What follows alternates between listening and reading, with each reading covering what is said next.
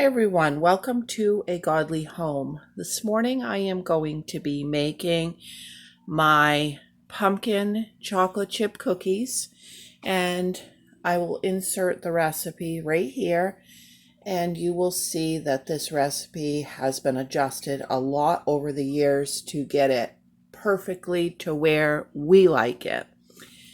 And these are going to be a goodbye to a friend of mine who is moving away, way across the US for the year, at least the year. Maybe she'll stay. And I'm making these this morning, and I'm going to get one last visit with her. She loves these. I'm going to do a double batch so we have some for here. There is the pumpkin I'm using. If you can get this one pie pumpkin, and I'm not sure because it's made in Maine, this makes the best cookies. It sounds weird, but there is a difference in pumpkins. It must be a different type of pumpkin. So doubling this, I am putting in 2 full cans of this pumpkin. And these are a 15-ounce can. Now, these cookies will turn out with a prominent pumpkin flavor, whereas a lot of them, the pumpkin adds a little moisture and they just turn out like a highly seasoned, soft cookie. But these ones, we've adjusted the recipe to where you can really taste that pumpkin. And I have made these a lot in the past for the channel. Well, I say I've made them a lot in the past for the channel. Maybe that's not true. Maybe I've done them just one time for the channel. But usually, or when I did them, rather, it was in with like a Thanksgiving prep or something like that. So the recipe isn't easy for you guys to access if you want to make just the cookies. Bear with me. I'm not showing myself because I just woke up and I need to get these started. And I'm also not talking the best because I just woke up and need to get these started. Okay. We got 2 cans of pumpkin in there. And now we're going to add a full cup of vegetable oil.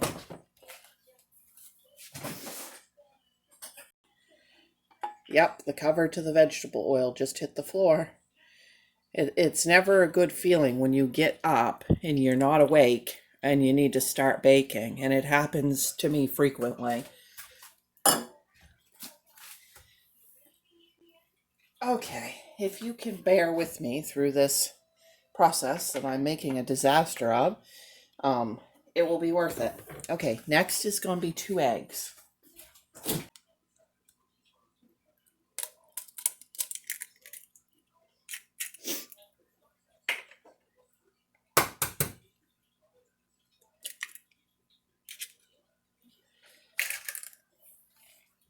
I've got my big cup of coffee with me. Hopefully I'll get more woken up as I go. It says, "Good morning, Foxy breakfast blend.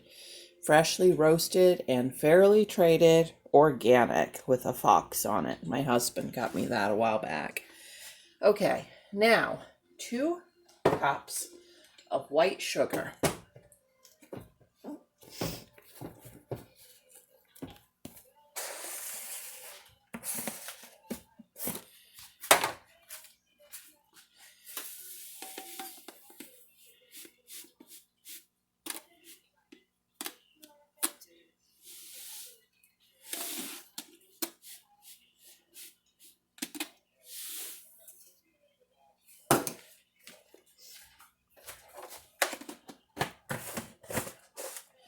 Okay, I always add the flour last, so we're going to skip that for right now. We're going to put in 4 teaspoons of baking powder.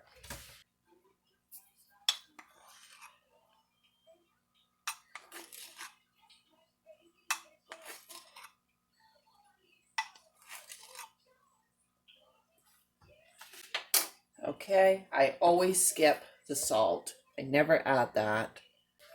2 tablespoons of milk.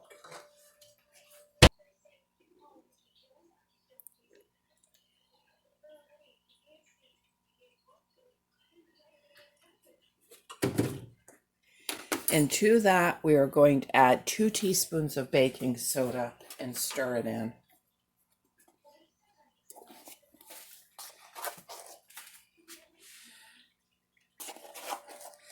It just helps to get it dissolved.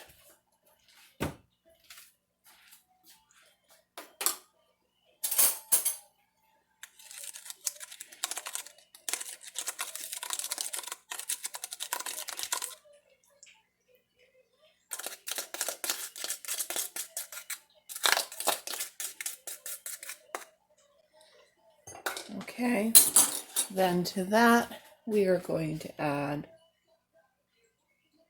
2 teaspoons of vanilla. Imitation is fine for these.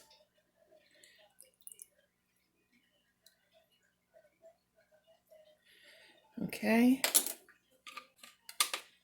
and then we are going to mix all of this together, and then we will be back.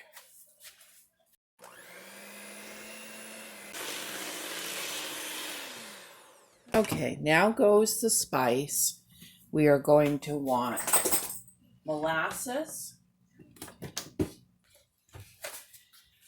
about 2 tablespoons roughly of the molasses.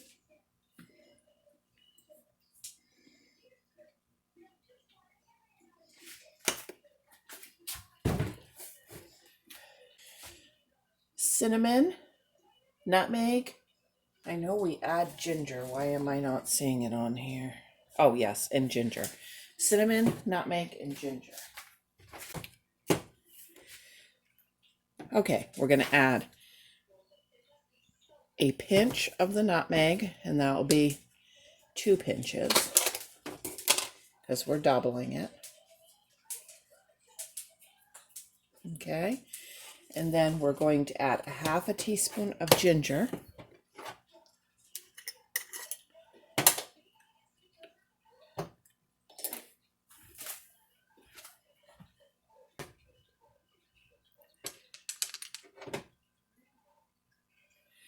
Okay, and then we are going to add 1/2 teaspoon of cinnamon.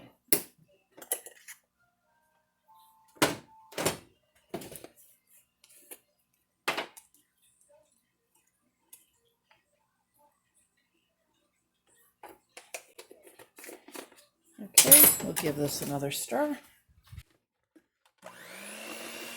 I'm going to be adding 4 cups of flour. I'm using the King Arthur unbleached. Okay, we're going to do 1 cup at a time and then mix. You do not have to sift this flour. I just want them extra special today. I normally do not.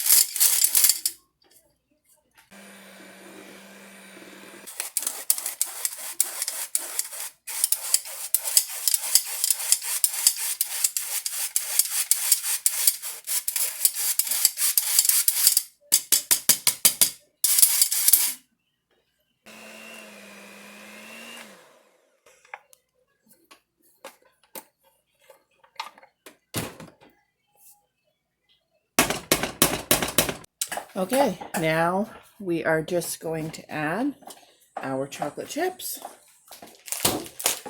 And this is to personal taste. You can preheat your oven to 375 degrees. Okay, they are going to bake between 10 and 12 minutes. Okay, the first pan is out of the oven, and this one cooks a little faster. It's a thinner pan and it's a darker pan. But you can see, okay, this makes a big, nice, hearty cookie. Okay, can you see how delicious? Absolutely delicious. Okay, guys, I will show you how I package these up when they're done. I broke one in half so you can get an idea what that looks like on the inside. So I saved these little boxes that fruit cups come in. And I tape up the bottom, and this is how I package these if I'm shipping them or just giving them out. This way, they don't need to return the container. And I have wax paper, and I'm going to line that box with the wax paper.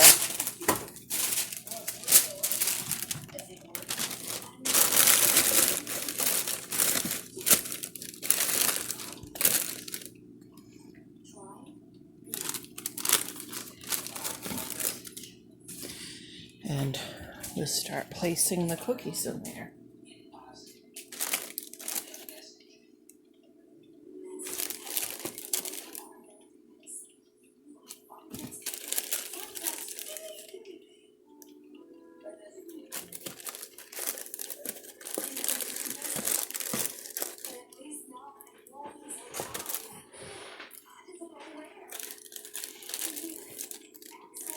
One layer.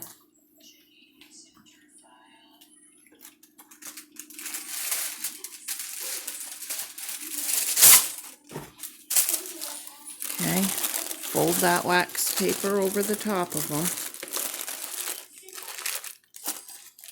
Okay, then another layer.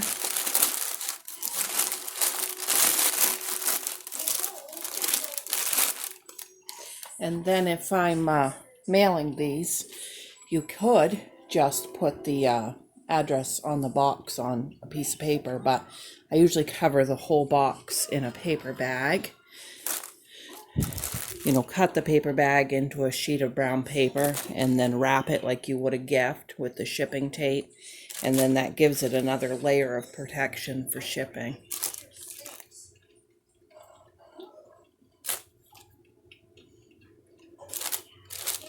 Okay, that's a dozen so far.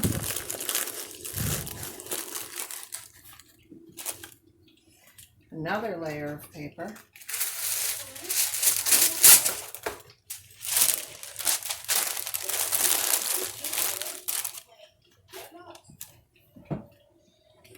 So we'll get 1.5 dozen cookies in this box.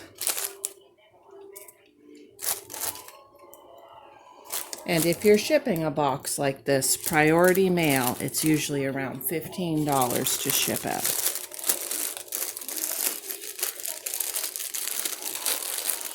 Okay, now if I was shipping that, I would tuck a piece of brown paper down in there tight too to keep them from slipping, but I'm not shipping them, so that's it. Thanks for watching. Don't forget to like and subscribe. Bye.